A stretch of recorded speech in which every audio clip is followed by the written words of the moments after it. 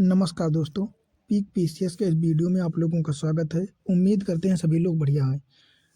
तो जैसा कि इसके पहले वीडियो में हम लोगों ने देखा था, क्या देखा था हम लोगों ने? इसके पहले हम लोगों ने देखा था कि भारत में जो है सिविल सेवा और भ्रष्टाचार क्या है तथा फंडिंग और उसका उपयोग कैसे किया जाता है ना?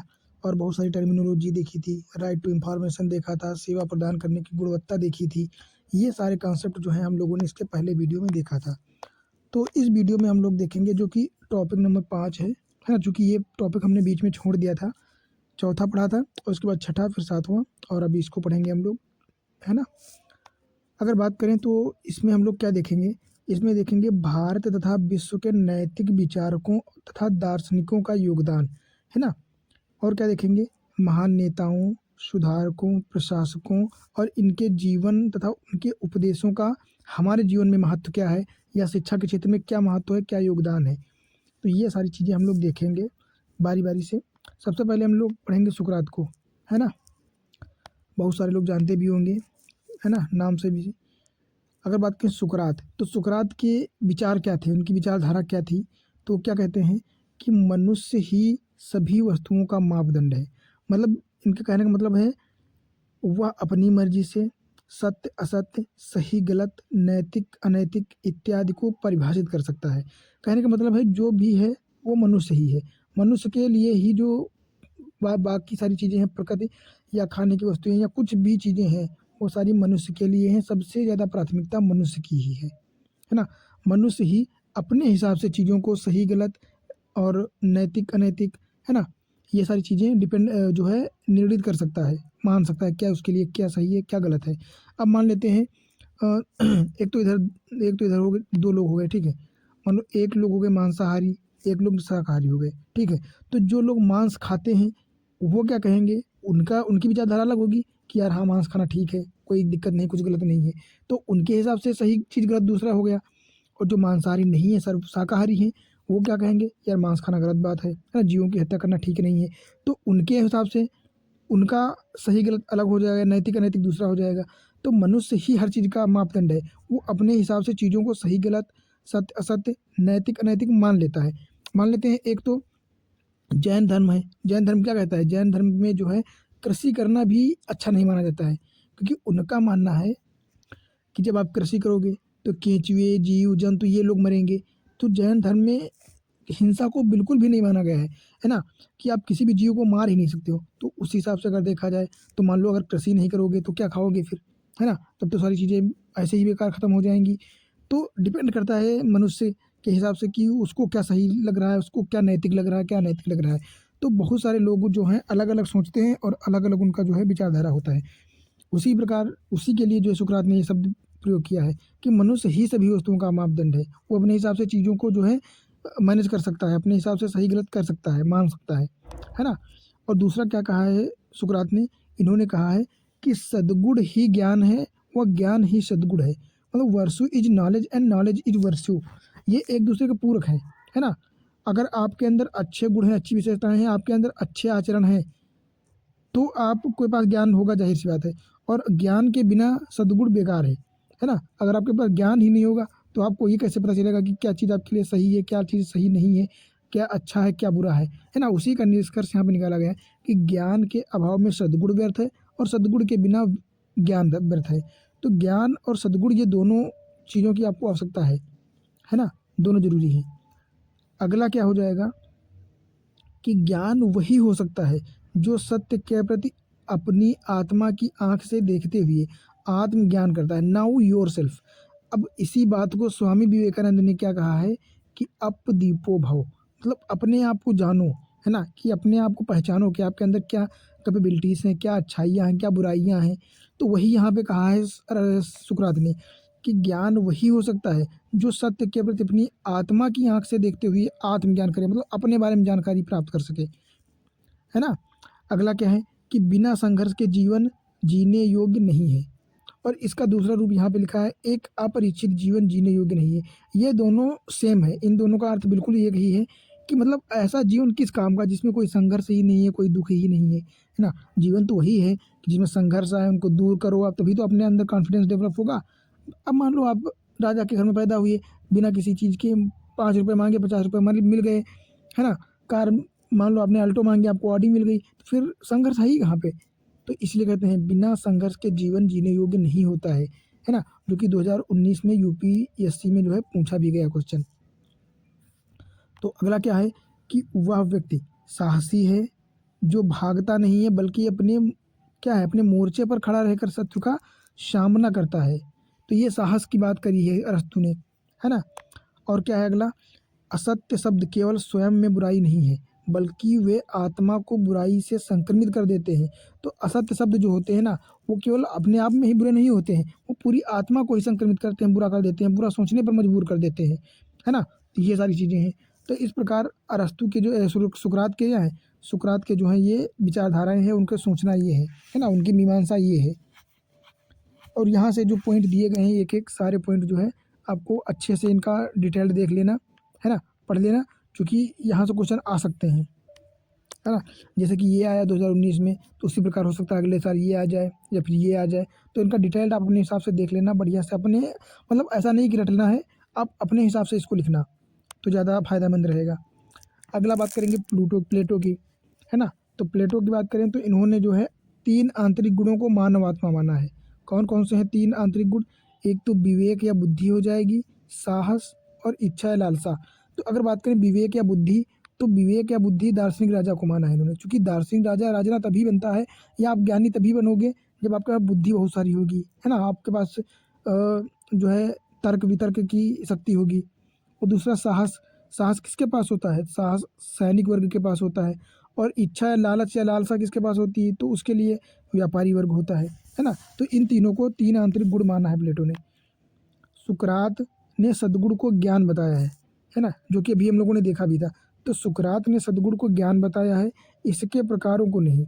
मतलब सद्गुण के कितने प्रकार होते हैं ये बात सुकरात ने नहीं बताई है ना, सुकरात ने नहीं बताई है, पर प्लेटो ने जो है सद्गुण के 4 प्रकार बताए हैं।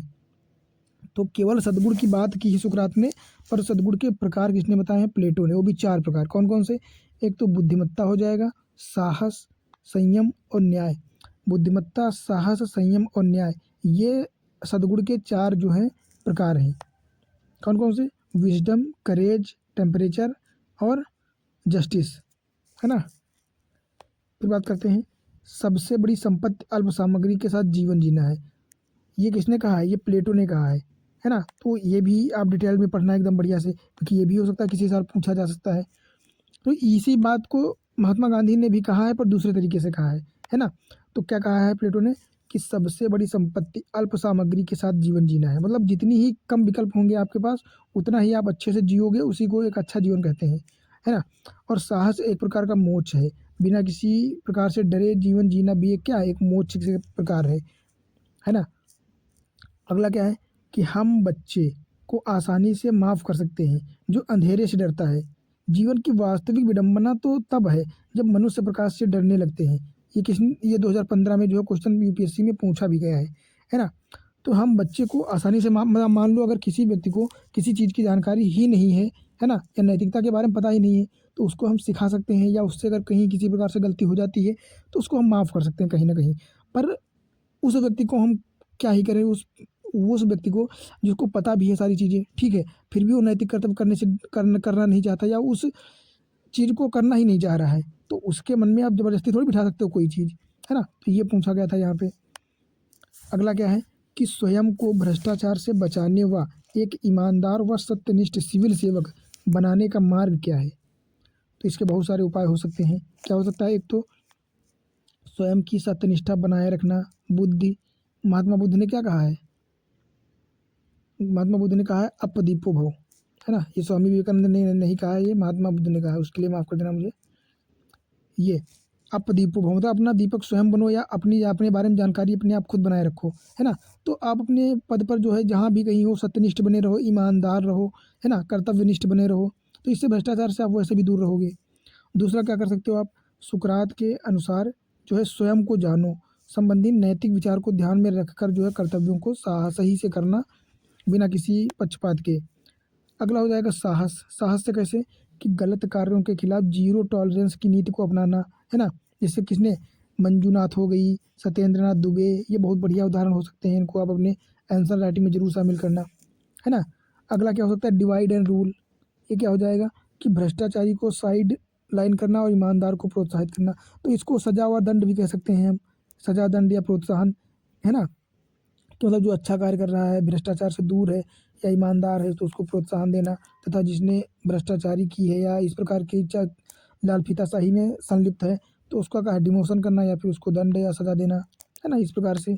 और अपनी भावनात्मक समझ के साथ कार्य करना कभी कभी, है ना, अंतरात्मा को ध्यान में रख के लोगों को अपने उदाहरण से प्रेरित करना, है ना। जैसे मेट्रोमैन श्रीधरन हो गए, इंजीनियर श्रीधरन, है ना, इन्होंने कितना बढ़िया सामाजिक कार्य किया है इंजीनियरिंग के क्षेत्र में।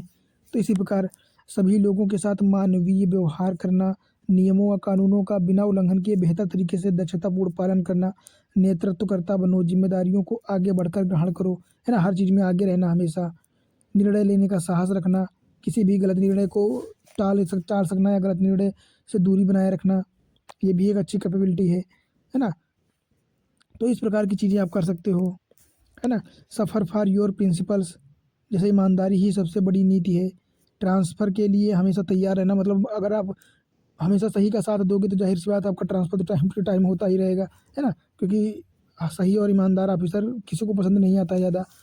तो ट्रांसफ़र के लिए हमेशा तैयार रहना और ईमानदारी पर खरे उतरना, अपने मूल्यों के लिए दर्द सहना सीखना, अपने मूल्यों से कभी भी अडिग रहना, हमेशा कभी भी हटना नहीं, है ना, मूल्यों को परिवर्तित करना, अपने आप पर गर्व महसूस करना।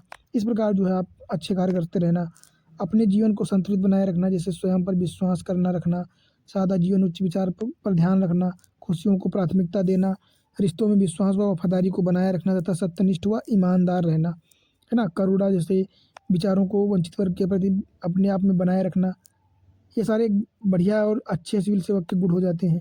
इस प्रकार हम ये सारी चीज़ें कर सकते हैं, है ना। फिर क्या है कि केंद्रीय सतर्कता आयोग के अनुसार भ्रष्टाचार के तरीके, है ना, भ्रष्टाचार के तरीके मतलब किस किस प्रकार से भ्रष्टाचार किया जा सकता है, ये किसने बताया है, सीवीसी ने बताया है, केंद्रीय सतर्कता आयोग ने बताया है। क्या कहा है कि सार्वजनिक धन या वस्तुओं का दुरुपयोग अगर करेंगे तो वो भ्रष्टाचार में आएगा। राजनीति व प्रशासन में साठगांठ से आप किसी प्रकार का भ्रष्टाचार, लालफीताशाही करेंगे तो भी भ्रष्टाचार में आएगा।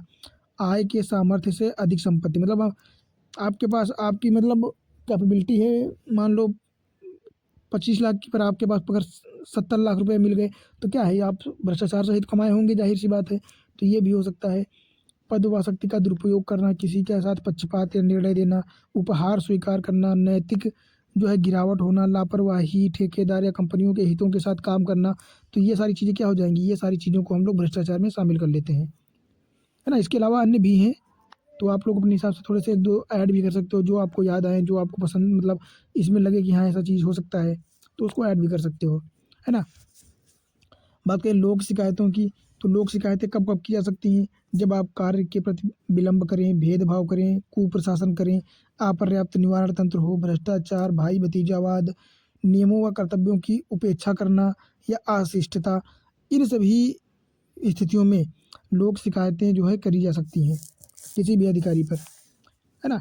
बात करें भ्रष्टाचार की चुनौतियाँ कौन कौन सी हैं, एक तो हो जाएगा यथास्थितिवाद। यथास्थितिवाद की मतलब जो जैसा है वैसा ही रहने दो, उसमें किसी भी प्रकार का कोई परिवर्तन ना किया जाए, तो यथास्थितिवाद।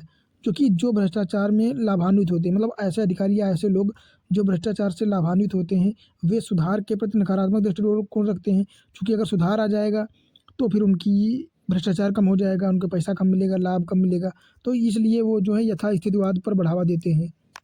दूसरा क्या हो जाएगा, भ्रष्टाचार से देश की जीडीपी, जीएनपी, निवेश, एफडीआई आदि सभी चीज़ें प्रभावित होती हैं, जाहिर सी बात है ना। इससे क्या होता है, ईज ऑफ डूइंग बिजनेस व ट्रांसपेरेंसी इंटरनेशनल द्वारा जारी रिपोर्टों में इस प्रकार से भारत की स्थिति दर्शाई गई है, जो कि नुकसान की तरफ जा रही है ना, आर्थिक स्थिति डाउन होती जा रही है। क्योंकि भ्रष्टाचार, क्योंकि पैसा अगर सरकार के पास नहीं जाएगा, अधिकारियों के पास जाएगा, तो वो अपना स्वार्थ देखेंगे, है ना, जिससे जनता के लिए अच्छी योजनाएं चलाई नहीं जा पाएंगी, तो इस प्रकार नुकसान होता है। दूसरा, सतत व समावेशी विकास को नुकसान होगा तथा असमानता की गहराई और गहरी खाई बढ़ती चली जाएगी, है ना। जैसे इसके लिए ऑक्सफैम रिपोर्ट ने भी अपना जो है प्रावधान लिखित करवाया है, या ऑक्सफैम की रिपोर्ट के माध्यम से बताया गया है ये चीज़ें। संवैधानिक व लोकतांत्रिक मूल्यों का ह्रास होगा, पतन होगा, या उन पर जनता का भरोसा कम हो जाएगा, है ना। दूसरा हो जाएगा, वंचित वर्ग तक योजनाओं की पहुँच का अभाव होगा, मतलब जिसके लिए योजनाएँ बनाई गई वहाँ तक पहुँच ही नहीं पाएँगी, बीच में ही भ्रष्टाचार के माध्यम से जिसके पास सारी सुविधाएँ हैं उसके पास ही और ज़्यादा बढ़ती चली जाएँगी, तो ये भी एक नुकसान है। पर्यावरणीय ह्रास होगा, विकास के चक्कर में पर्यावरण को नाश कर देंगे, है ना? अब जैसे दिल्ली की स्थिति देख ही रहे हैं कितनी बदतर होती जा रही है पर्यावरण के मामले में। दूसरा, शासन में जनता का विश्वास कम हो जाएगा, और जनता का विश्वास कम हो जाएगा तो फिर जानते ही वो असमानता और भी बढ़ती चली जाएगी। तो ये सारी चीज़ें समस्याएँ उत्पन्न हो जाती हैं। अगली हेडिंग क्या है अपनी, कि शासन में भ्रष्टाचार कम करने तथा ईमानदारी व सत्यनिष्ठा बढ़ाने के कौन-कौन से उपाय हो सकते हैं। हालाँकि ये सारे उपाय हम लोग पढ़ भी चुके हैं, कई बार पढ़ चुके हैं, तो इनको मैं डिटेल में तो नहीं बात करूँगा, पर ऐसे ही बस पढ़ लेंगे नॉर्मली, है ना? क्या-क्या हो जाएगा, एक तो नैतिक संहिता व आचरण संहिता हो जाएगा, कोड ऑफ एथिक्स और कोड ऑफ कंडक्ट, जो कि इसके पहले वाली वीडियो में हम लोगों ने पढ़ा था। राइट टू इन्फॉर्मेशन, है ना, सूचना का अधिकार अधिनियम 2005 हो जाएगा।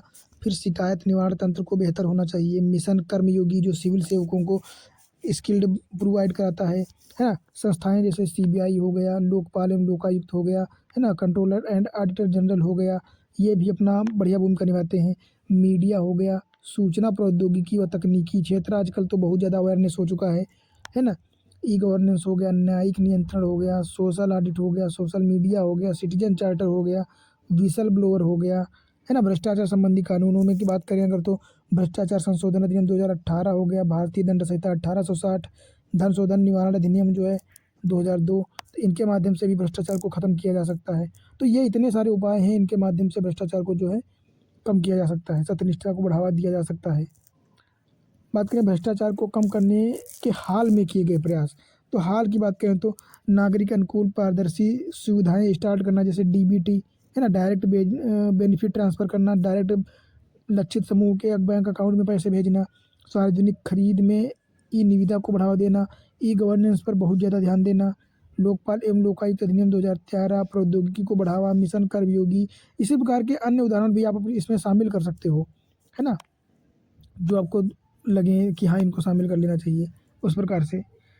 तो अगर बात करें न्याय क्या होता है, तो न्याय में 3 तत्व शामिल होते हैं, एक तो बुद्धिमत्ता, दूसरा साहस और तीसरा संयम, है ना? ये तीनों तत्वों को मिलाकर जो है न्याय का निर्माण होता है। और आदर्श समाज कैसे बनता है? आदर्श समाज व राज्य के लिए एक तो बुद्धिमत्ता आवश्यक है, दूसरा न्याय, संयम और साहस। ये 4 तत्व मिलकर क्या राज्य या आदर्श समाज का निर्माण जो है करते हैं, है ना? तो अब हम लोग बात करेंगे अरस्तू के बारे में, है ना? सुकरात को देख लिया हम लोगों ने, प्लेटो को देख लिया, अब हम देखेंगे अरस्तू को। तो अरस्तू की विचारधारा क्या है? तो अरस्तू सम्मम बोनम क्या है, कि अंतिम लक्ष्य जिसका उद्देश्य आत्मसंतुष्टि प्राप्त करना होता है, जो किसी लक्ष्य की प्राप्ति का साधन नहीं होता है। मतलब इनका, अरस्तू का मतलब, कहने का मतलब है कि अपना अंतिम लक्ष्य है आत्मसंतुष्टि प्राप्त करना, फिर वो किसी भी क्षेत्र में हो सकती है, किसी की, हर व्यक्ति की आत्मसंतुष्टि अलग अलग चीज़ों में होती है। तो इनका बस यही कहना है कि सम्मम बोनम, आत्मसंतुष्टि, है ना, किसी भी क्षेत्र में हो सकती है। बात करें अरस्तू की, तो ये बौद्धिक और नैतिक सद्गुण पर ध्यान देते हैं। किस पर? बौद्धिक और नैतिक सद्गुण पर, है ना, कि आनंद मानवता का सर्वोच्च मूल्य, मानवता का सर्वोच्च मूल्य क्या है? आनंद प्राप्त करना किसी भी चीज़ में। और इन्होंने एक बुक लिखी है, थ्योरी ऑफ गोल्डन मीन, है ना, थ्योरी ऑफ गोल्डन मीन। इन्होंने कहा है लगातार अभ्यास से नैतिक आचरण एक आदत बन जाती है ना, मतलब लगातार अभ्यास से नैतिक आचरण एक आदत बन जाती है, फिर आप उसके बाद क्या नैतिक आचरण ही करने लगोगे, मतलब किसी भी प्रकार की बुराई से आप दूर रहना सीख जाओगे। और क्या है कि बुरे या अनैतिक विचारों या मानव आवेगों को केवल लगातार आत्मनियंत्रण के प्रयास से अनुशासित किया जा सकता है। मतलब प्रैक्टिस के माध्यम से आप किसी भी प्रकार से बुरे कर्मों से दूर हो सकते हो, अपने आप पर नियंत्रण बनाए रख सकते हो और नैतिक चीज़ों को करना सीख सकते हो, आदत बना सकते हो, है ना? उन्होंने न्याय को 2 भागों में बाँटा है, एक तो वितरणात्मक न्याय, दूसरा सुधारात्मक न्याय। अगर वितरणात्मक न्याय की बात करें, तो वितरणात्मक न्याय जो होता है वो योग्यता और क्षमता के अनुसार होता है, और इसका प्रयोग कहाँ? पद हो गया, सम्मान, वेतन, पुरस्कार, इनमें किया जाता है। पर सुधारात्मक जो होता है ये अनैतिक कर्मों के लिए दिया जाता है, जैसे किसी ने अनैतिक कर्म किया, अपराध किया, क्राइम किया, है ना, असमानता किया, भ्रष्टाचार किया, तो इसके लिए दंड व्यवस्था होती है। तो इसको हम लोग क्या कहते हैं? इसको हम लोग पुरस्कार और दंड का नियम भी कह सकते हैं, कि अच्छा कार्य करने वाले को पुरस्कार दिया जाएगा, बुरा कार्य करने वाले को जो है दंड या सज़ा दी जाएगी, जुर्माना दिया जाएगा। तो इस प्रकार भी आप इसको मैनेज कर सकते हो या समझ सकते हो, है ना? तो यहाँ पर जो है अरस्तु का एक स्टेटमेंट 2013 में जो है यूपीएससी ने पूछा भी था। क्या पूछा था कि शत्रुओं पर विजय पाने वाले की अपेक्षा मैं अपनी इच्छाओं का दमन करने वाले को अधिक साहसी मानता हूँ। जाहिर सी बात है कि मतलब शत्रु जरूरी नहीं है कि आपका बहुत ज़्यादा बुरा कर दे, पर आपकी इच्छाएं जो है ये आपसे बहुत ज़्यादा बुरा कार्य करवा सकती हैं, जो कि समाज में बिल्कुल भी एक्सेप्टेबल नहीं है। जैसे रेप जैसी चीज़ें हो गई है ना, और क्राइम हो गया, किसी की हत्या करना, किसी का ब्रूटल खून करना, ये सारी चीज़ें क्या हैं, ये अगर आप अपनी इच्छाओं पे, काम वासनाओं पे कंट्रोल कर पाओगे ना, तो शत्रु से ज़्यादा बेहतर माने जाओगे। ये इनके कहने का मतलब है ना। तो ये 2013 में जो है यूपीएससी में पूछा भी गया था। अगला बात करेंगे हम जॉन रॉल्स की, है ना। तो इनकी एक बुक है, पुस्तक a theory of justice. A theory of justice किसकी बुक है? तो जॉन रॉल्स की है।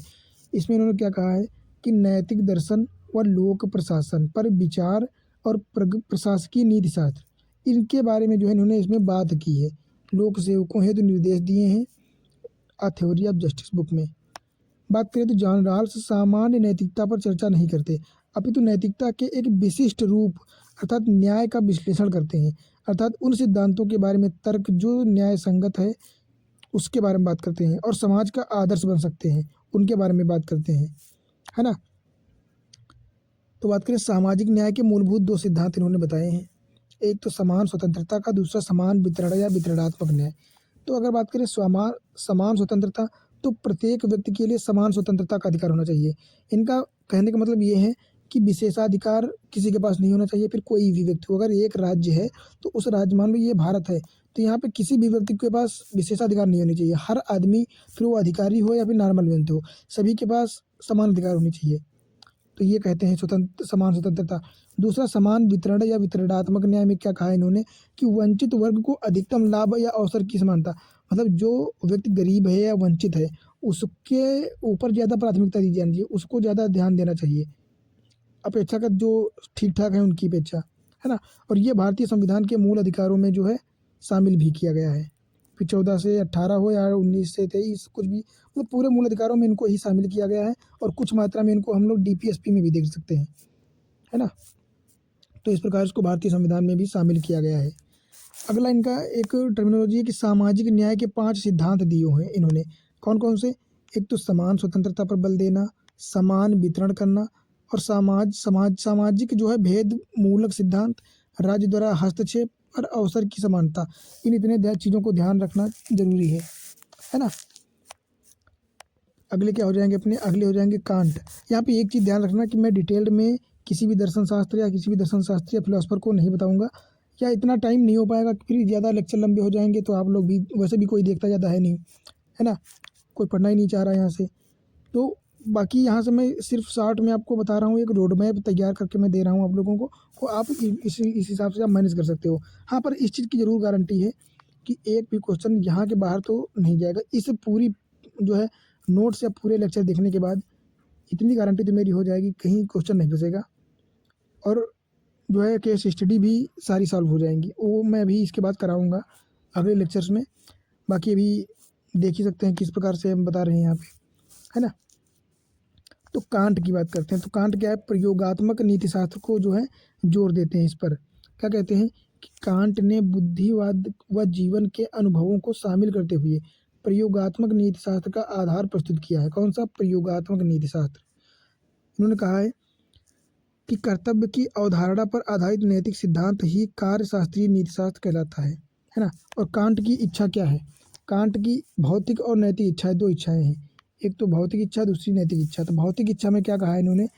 कांट के अनुसार भौतिक इच्छा में शामिल किया गया है भूख, प्यास, नींद, काम, वासना, जिनको शुभ इच्छा नहीं माना गया है, इनको नकारात्मक शक्ति माना गया है ना। भ्रष्टाचार और हिंसा को बढ़ावा देती हैं ये चीज़ें, क्योंकि भूख, प्यास, नींद, काम, वासना आपके पास बढ़ेगी तो आपको पैसों की जरूरत होगी, है ना। इसके लिए आपको जो है गलत चीज़ें करनी पड़ेंगी, भ्रष्टाचार, हिंसा, ये सारे कार्य करने पड़ेंगे।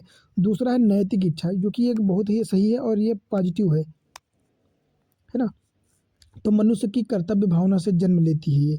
इसमें नैतिक गुणों को शामिल किया गया है, जैसे वंचित वर्ग के प्रति करुणा, समानुभूति, सहानुभूति, ईमानदारी, सत्यनिष्ठा, कर्म, करुणा, ये सारी चीज़ें ध्यान शामिल की गई हैं इसमें, है ना। दूसरा कांट की नैतिक इच्छा की बात करें तो ये कहते हैं कि वास्तविक कार्यों में स्वतंत्र वही है जो नैतिक रूप से स्वाधीन है मतलब आप अपने कार्यों को, अपने मूल्यों पर बने रहने के लिए अगर स्वतंत्र हैं या स्वाधीन हैं, तो आप नैतिक माने जाएंगे, है ना। बात करें कांट की नैतिक कर्तव्यवादी धारणा क्या कहती है, तो कांट के अनुसार कर्तव्य व्यक्ति के नैतिक मार्गदर्शक हैं। मतलब जो कर्तव्य हैं ये व्यक्ति के नैतिक मार्गदर्शक हैं। यदि हम कर्तव्यों पर अत्यधिक बल दें तो हमारे अधिकार हमें स्वतः प्राप्त हो जाएंगे। मतलब कर्तव्य ही डिपेंड करते हैं कि आप नैतिक हैं या नहीं, क्योंकि आप क्या कर रहे हो क्या नहीं कर रहे हो, यही चीज़ें तो व्यवहार में आप क्या ला रहे हो, किसी का सम्मानपूर्वक व्यवहार कर रहे हो या नहीं, ये चीज़ें हमारे जीवन या करेक्टर के बारे में जो डिसीजन लेती हैं या डिसाइड करती हैं कि आप किस प्रकार से हो, नैतिक या भौतिक, है ना। तो कांट की कर्तव्यवादी मान्यता जो है CSR के संदर्भ में पूर्णतः प्रासंगिक है। CSR जो हम लोगों ने पढ़ा भी था इसके ऊपर, सोशल, है ना, कारपोरेट सोशल रिस्पॉन्सिबिलिटी, जो एक जो है ट्रस्टीशिप या न्यायता के सिद्धांत पर कार्य करती है महात्मा गांधी के, है ना।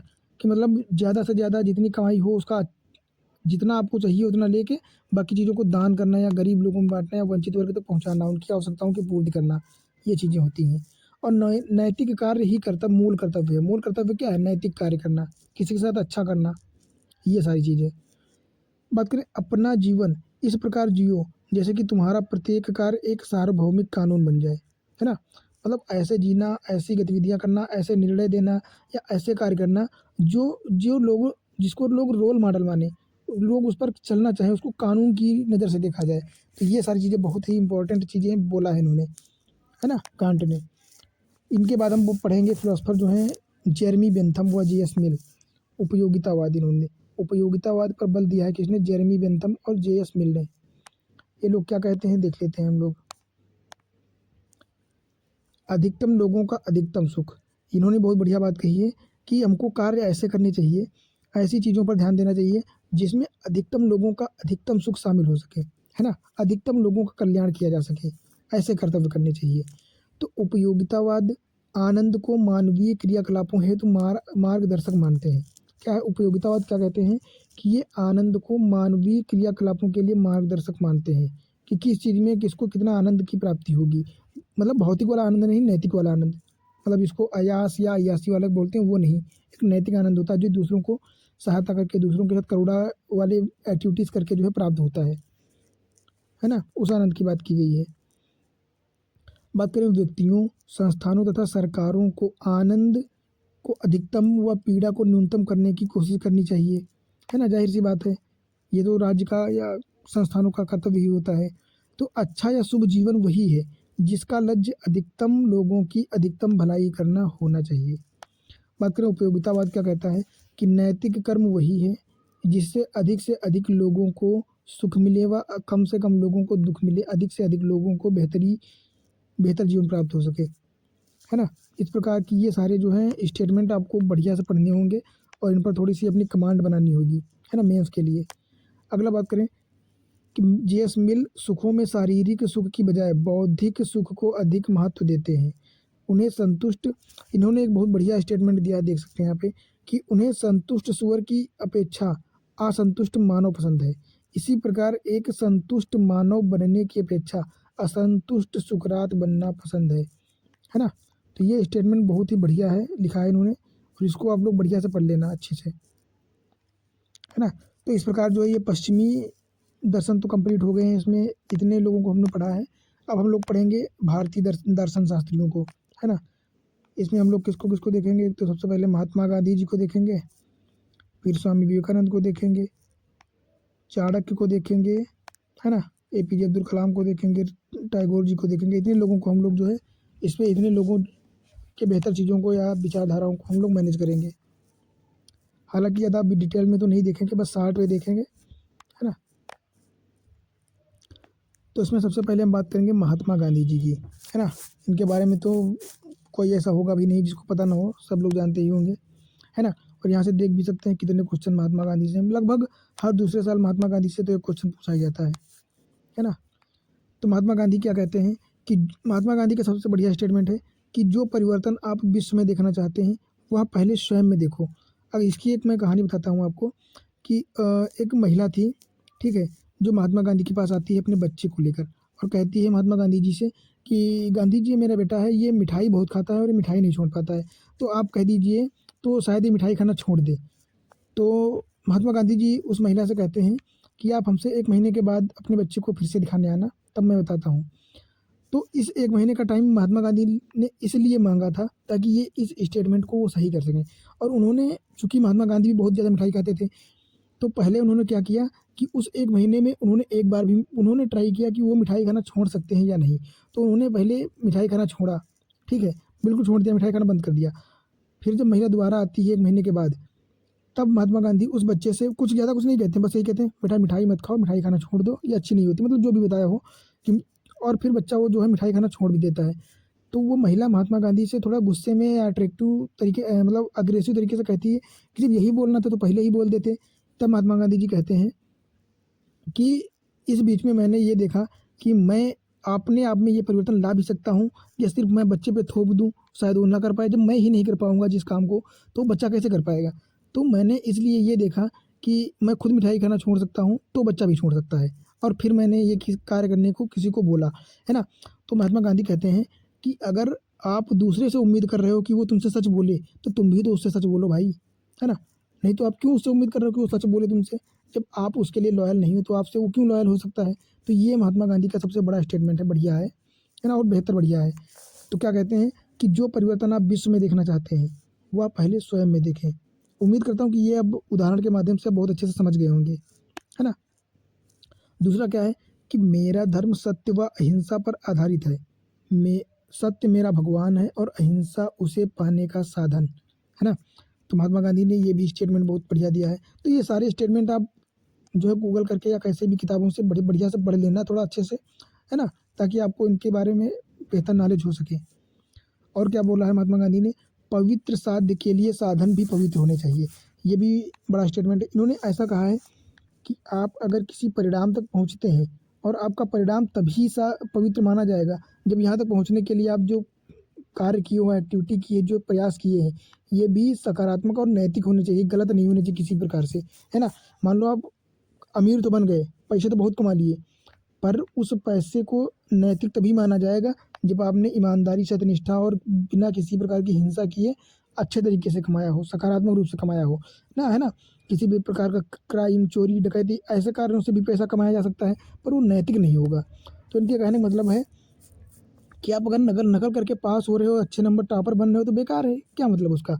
अगर आप पास भी हो पा रहे हो, पर अपनी ईमानदारी से पास हो रहे हो, तो वो नैतिक और अच्छा रिज़ल्ट माना जाएगा।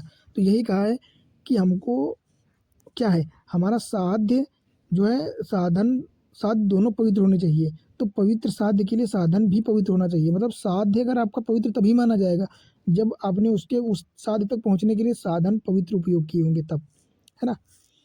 दूसरा, स्वयं को खोजने का सर्वोत्तम मार्ग यह है कि अपने आप को अन्य की सेवाओं में खो दें, है ना?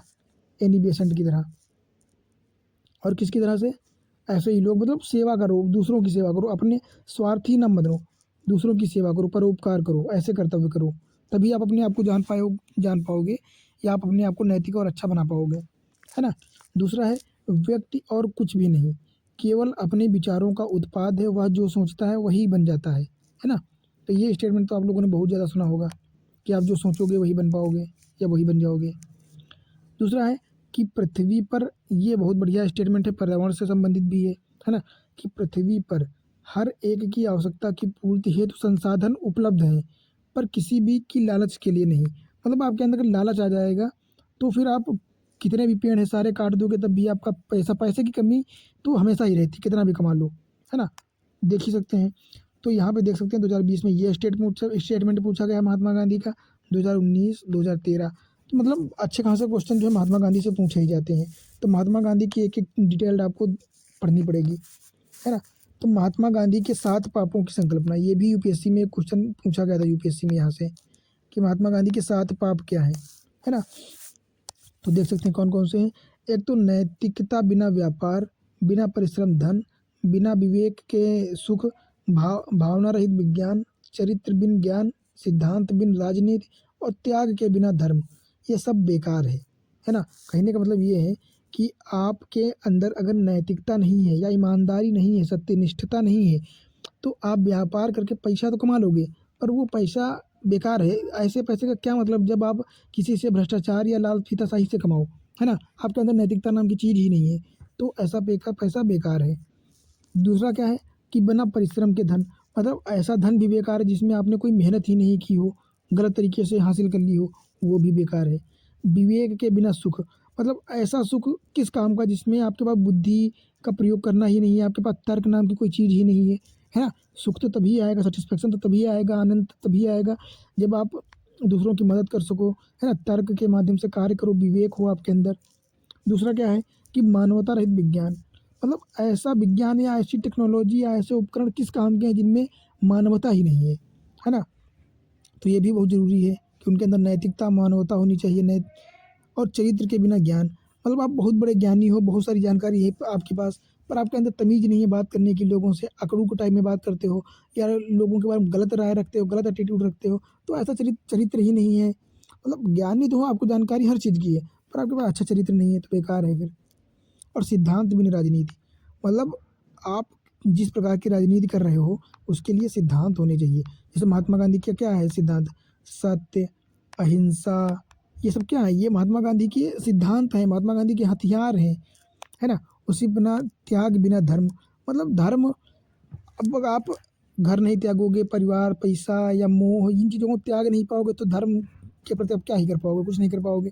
तो ये 7 पाप जो है महात्मा गांधी ने बताए हैं, 7 पापों की संकल्पना, और ये यूपीएससी में पूछा भी गया है, शायद यूपीपीसीएस में भी पूछा जा सकता है, तो आप लोग थोड़ा सा इसको अच्छे से पढ़ लेना, है ना? अगला बात करते हैं गांधी जी के नैतिक विचार क्या हैं।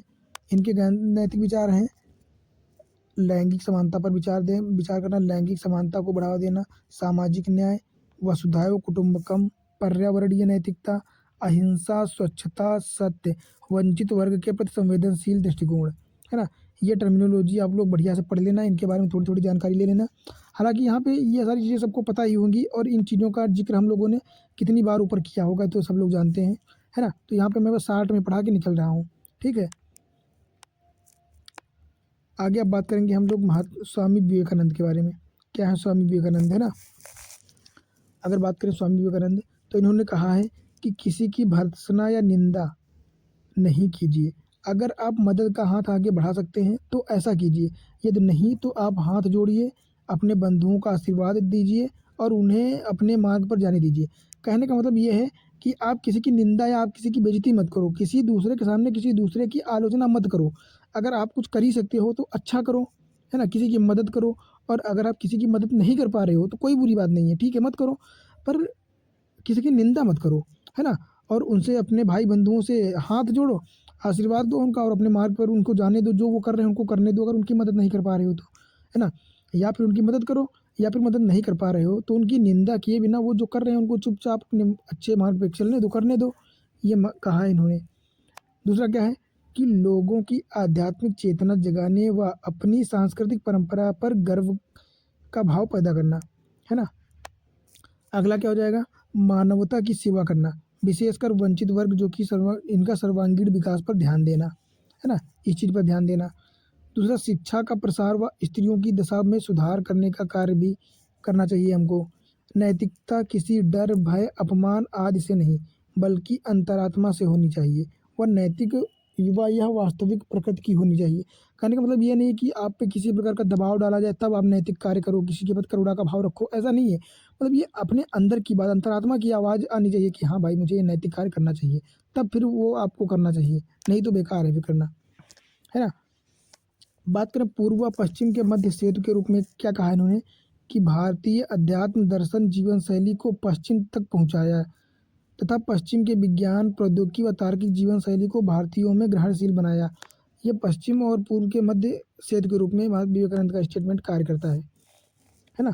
चूँकि इन्होंने क्या है, भारतीय अध्यात्म दर्शन जीवन शैली, इन चीज़ों को पश्चिम के क्षेत्रों में पहुँचाया है, और पश्चिम की टेक्नोलॉजी हो गया, जीवन शैली, विज्ञान, ये अच्छी चीज़ें यहाँ भारत के टाइप में लाए हैं इन्होंने, है ना? तो ये अच्छे कार्य किए हैं। दूसरा, सफलता के लिए अनिवार्य तत्व कौन कौन से? एक तो शुचिता होनी चाहिए, धैर्य होना चाहिए, अध्यवसाय होना चाहिए, तथा सर्वोपरि प्रेम होना चाहिए। ये चीज़ें या मूल्य होने चाहिए, तत्व होने चाहिए। अगला क्या है कि केवल उन्हीं का जीवन है जो दूसरों के लिए जीते हैं, अन्य सब तो जीवित होने से अधिक मृत हैं। इनके कहने का मतलब है जो दूसरों के ऊपर परोपकार करता है, दूसरों के लिए जीता है, दूसरों की सेवा करता है, उनकी मदद करता है। जीवन तो वही है ना जो दूसरों को मदद करे। ऐसा जीवन क्या है जो किसी की मदद ही नहीं कर पा रहा, तो वो तो मरे के समान है। ये कहा है विवेकानंद ने। और विवेकानंद की शिक्षा की बात करें तो इन्होंने किस चीज़ पर ध्यान दिया है कि सेवा भावना, समाज की सेवा करना, त्याग को बढ़ावा, त्याग भावना, सर्वांगीण विकास पर ध्यान देना, आत्मनिर्भरता, साहस, सृजनशीलता, चरित्र निर्माण और देशभक्ति व राष्ट्र प्रेम या राष्ट्रवाद को बढ़ावा देना। ये इनकी शिक्षा के मुख्य उद्देश्य हैं। अब हम पढ़ेंगे चाणक्य को। तो चाणक्य क्या है? चाणक्य ने किस पर ध्यान दिया है? अखंड राष्ट्र के पक्षधर थे ये, है ना। इन्होंने क्या है, अखंड राष्ट्र के निर्माण पर जो है ध्यान दिया है इन्होंने। जैसे भारत एक अखंड राज्य है ना। इन्होंने इनकी नीति शास्त्र या अर्थशास्त्र की बात करें तो ये क्या है, इनकी नीति शास्त्र जो है वो राजनीति व नीति शास्त्र पर पहला भारतीय ग्रंथ जिसको हम लोग पढ़े भी हैं, अर्थशास्त्र, है ना। बात करें इनकी क्या है कि राज्य की उत्पत्ति का विकास दिया है इन्होंने, है ना। राज्य की उत्पत्ति का विकास किया है इन्होंने। और यथार्थवादी दृष्टिकोण पर ध्यान दिया है। राज्य की प्रकृति, राजा के गुण और विदेश नीति, इन चीज़ों पर पूरा डिटेल्ड जो है जानकारी प्रदान करी है। और प्रशासन में भ्रष्टाचार कम करने के उपाय क्या क्या हो सकते हैं ये भी बताया है इन्होंने। तो क्या हो सकते हैं वो?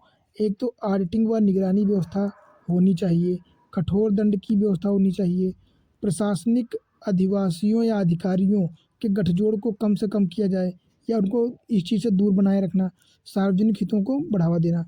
इन चीज़ों से प्रशासन में भ्रष्टाचार को कम किया जा सकता है। अगला क्या है कि जिस प्रकार जीभ पर रखे शहद का स्वाद ना लेना असंभव है, उसी प्रकार सरकारी तंत्र के लोग राजकोष से कुछ न लें ऐसा जो है हो नहीं सकता है। धन का हरण न करें ऐसा हो ही नहीं सकता है।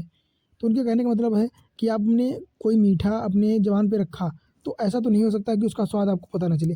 उसी प्रकार सरकारी तंत्र में या राजकोष से सरकारी अधिकारी कुछ ना कुछ फंड या भ्रष्टाचार ना करें ऐसा तो पॉसिबल ही नहीं है। तो वो कुछ ना कुछ मात्रा में तो करेंगे, है ना। ये पूछा भी गया है यूपीएससी में ये स्टेटमेंट। दूसरा हो जाएगा, राज्य के कर्मचारी उस मछली की तरह हैं कि कोई नहीं जानता कि कब कितना पानी पिएगी और पिएगी भी या नहीं। तो राज्य के जो कर्मचारी हैं वो कैसे हैं किसी को नहीं पता है। उनके अंदर किस रूप में कितनी नैतिकता है पता नहीं, और कब वो अपनी नैतिकता त्याग कर भ्रष्टाचार में लिप्त हो जाएं किसी का कुछ नहीं पता। जैसा कि आप लोग वेब सीरीज देखते ही होंगे, अगर देखते होंगे तो मूवी देखते होंगे कि अच्छे ईमानदार लोग बिक जाते हैं पैसों के नाम पे, है ना। तो उनका स्टेटमेंट ये बिल्कुल सही है, उन्हीं पर ये लागू होता है स्टेटमेंट एकदम। अब हम लोग पढ़ेंगे जो है एपीजे अब्दुल कलाम, है ना। इनके बारे में तो सभी लोग जानते ही होंगे। बात करें जहाँ हृदय में, ये क्वेश्चन पूछा गया है यूपीएससी में कि जहाँ हृदय में शुचिता है वहाँ चरित्र में सुंदरता है। जब चरित्र में सौंदर्य है तब घर में क्या है, समरसता है।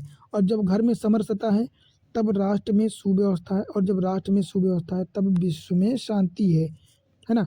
ये इतने जो है तत्व अगर एक दूसरे में कड़ी में जुड़े हुए हैं तो विश्व में शांति हमेशा बनी रहेगी। ये क्वेश्चन यूपीएससी में पूछा गया है ना। इन्होंने क्या कहा है, और दूसरा स्टेटमेंट क्या है इनका कि मेरा दृढ़ विश्वास है कि यदि राष्ट्र को भ्रष्टाचार मुक्त और सुंदर मनों वाला बनाना है तो उसमें समाज के 3 प्रमुख लोग कौन कौन तो अंतर ला सकते हैं। कौन कौन? एक तो पिता, माता और शिक्षा। मतलब एक समाज को बेहतर बनाना है अच्छे मनों वाला, तो माता पिता और शिक्षक ही उसमें जो है सबसे बेहतर सुधार ला सकते हैं। ये भी क्वेश्चन पूछा गया है, ये भी स्टेटमेंट यूपीएससी में पूछा गया है। अगला क्या है कि किसी भी राष्ट्र का विकास उसकी जनता के द्वारा ही किया जाता है, इसलिए व्यक्ति का विकास ज़्यादा महत्वपूर्ण है। हमें व्यक्ति के विकास का एक ऐसा कार्यक्रम बनाया जाना चाहिए जिससे ऐसे जागृत या नागरिकों का निर्माण हो जो राष्ट्र के विकास का कार्य कर सकें।